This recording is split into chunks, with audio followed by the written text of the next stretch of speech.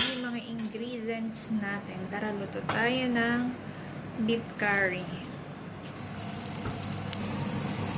Luto tayo ng onion. Yan yung ating ginger. Ready or set ng mga gulay. So, ayaw nila kasi nung malalaki ang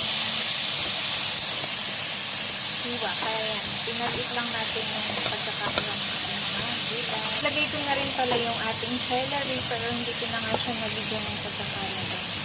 Pero, ayan na yung mga mahog na gulay ng ating curry or beef curry.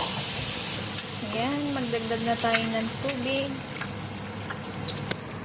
So, depende na sa inyo kung gaano kadami yung lulutuan nyo or yung lulutuin nyo, kung ilang servings o pang ilang servings. Pa natin, pakuluan.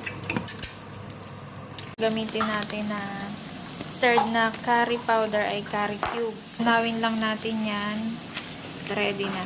Tapos may lasa na. Ayan. Tunawin lang natin dito sa mainit na tubig.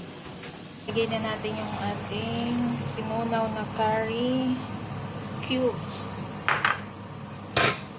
So, ating matunaw at maluto yung ating mga gulay. Turmeric powder para maganda yung kulay ng ating beef curry. So, magdagdag tayo ng asin. So, kayo nang bahala kung anong gusto nyo mga pampalasa pang ilagay.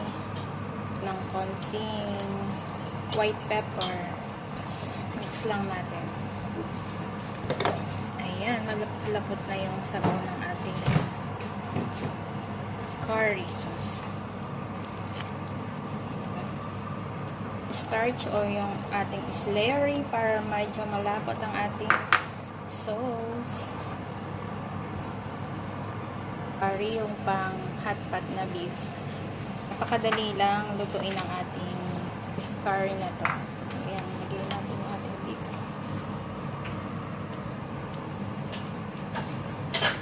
So, 1 minute lang luto na yung ating karne. So, napakadali. Brown na yung meat, it's luto na.